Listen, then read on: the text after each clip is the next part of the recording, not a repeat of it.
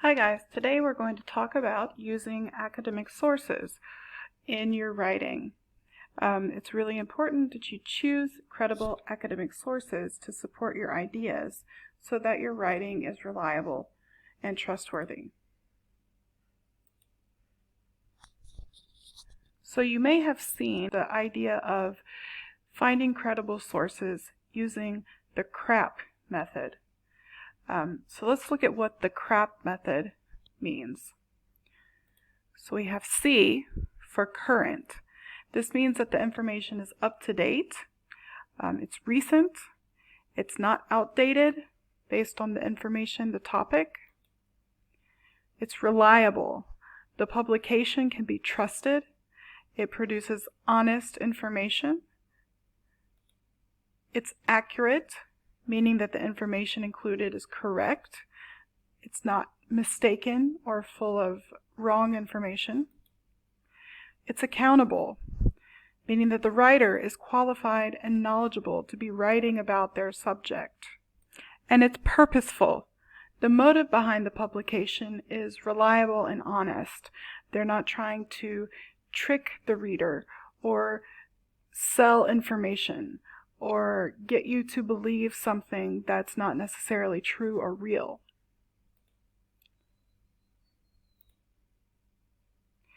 So what are some examples of academic sources? Well, we have books, we have magazines and newspapers, and not all magazines and newspapers are considered academic.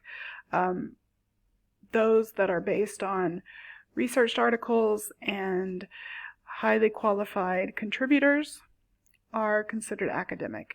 However, those that are based on entertainment and popular ideas, these are not considered academic sources. These are considered pop sources.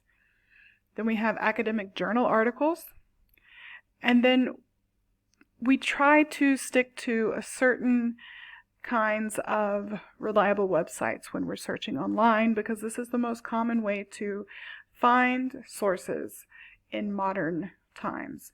So we look for websites that end in .edu, .org, .net, .gov. We try to stay away from .coms unless we know that the source is reliable, such as a trusted local newspaper, maybe a .com, but we know that we can trust the information because we know what the source is. I know that a lot of people use Wikipedia as a website, and it can be a good place to start to find other sources. A good Wikipedia article will be cited, and it will have a reference list at the end of the article, and this is sometimes a good place to find articles for your own research. We prefer in academic settings not to use Wikipedia articles as reference sources. So using source material in your writing, there's two ways to do this. The first way is to paraphrase, and the second way is to quote the writing. What paraphrasing does is it includes the source's ideas, but in your own words. So we did this before when we were talking about summarizing. You had to paraphrase the writer's ideas, but you wrote it in your own way. Paraphrasing keeps the original meaning. It uses synonyms, it changes word forms, adjusts sentence structure, but everything is done in your own words. And at the end of the paragraph, or at the end of the sentence, depending on how long your citation or how long your information is, you're going to cite the source. And we'll talk about how to do that a little bit later in this video. The second option for including material in your writing from a source is to quote. And quoting has you include the source's words exactly how they were written or spoken. So you're going to take the source's information exactly the way you see it, and it's included in your writing. However, you can't just take the source's words and stick them in your paragraph and that's it. you have to introduce the words with a reporting tag.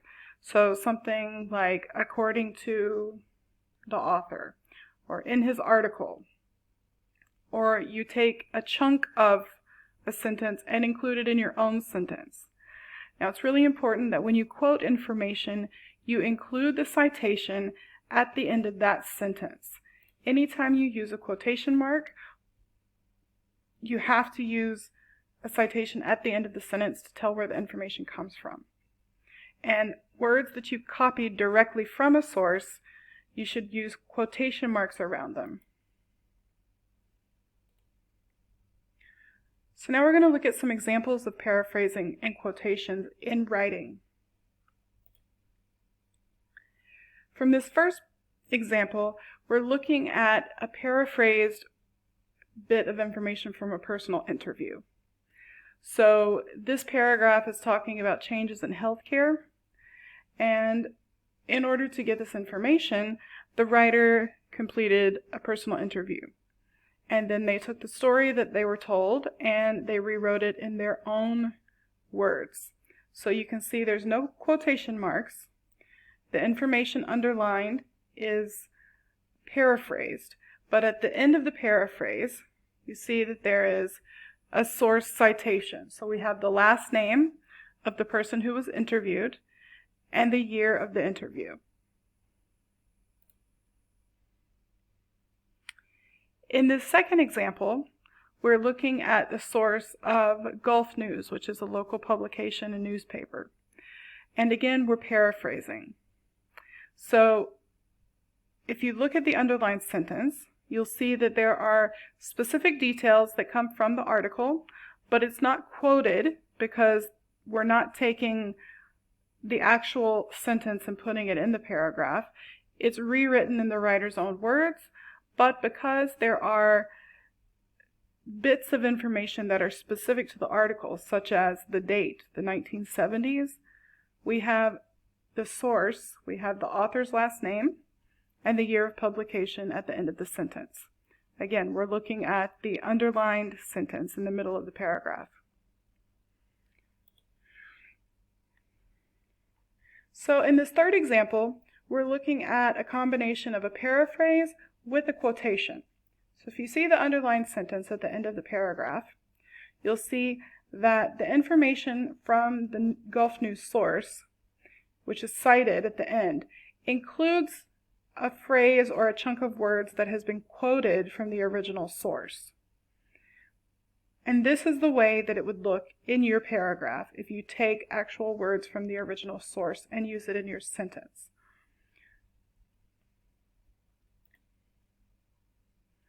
And then this is an example of citing the same source in a paragraph, but you have different sentences throughout.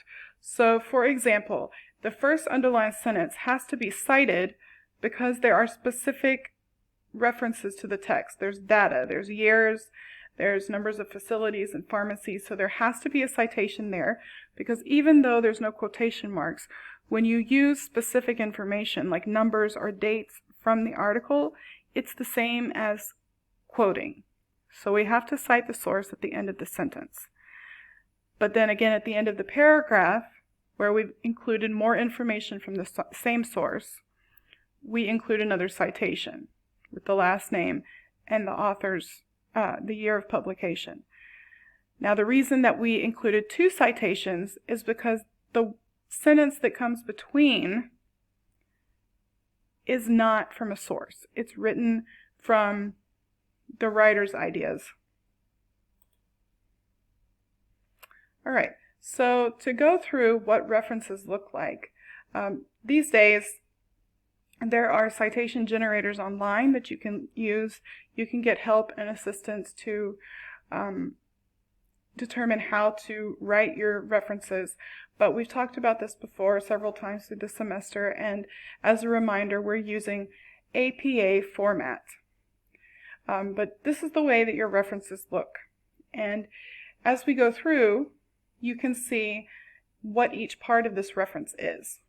So the first thing we have is the author's last name and the first initial. The second bit is the year of the publication or the year of the interview if you do a live interview. And this is the date that you'll use in the citation in the paragraphs. Then we have the title of the article in the second case, or we have where this information came from. In the first source, it came from a personal interview. Then we have the location of the interview, and we have the title of the publication. For the last part of the second source, we have the full hyperlink, including when this article was taken from the internet. So this was retrieved from the internet on the 5th of November, 2018. Still, it was written in 2011, so you use the 2011 in your internal citation in the paragraph. All right, a few notes about references. First, when you make a reference list, references are placed in alphabetical order, A, B, C order. This is based on the first letter of the reference. Note number 2, if there's no author for the article, then you would move the title of the article before the date. So for example, if the second article, the second source had no author, we would move healthcare has come a long way before 2011. And then in note 3, book references should also include publisher and publication city information, and this can be found on the publication page behind the title page. Now, all of this may be new for many of you or most of you, and the most important thing is that when you find your sources, you keep the hyperlink, the website address. If you keep that, then I can help you with the actual construction of your references before you finish your assignment. I'm going to stop here. The next video is going to look at a credible source checklist to help you decide whether or not your sources are appropriate and meet the CRAAP method to ensure credibility and reliability.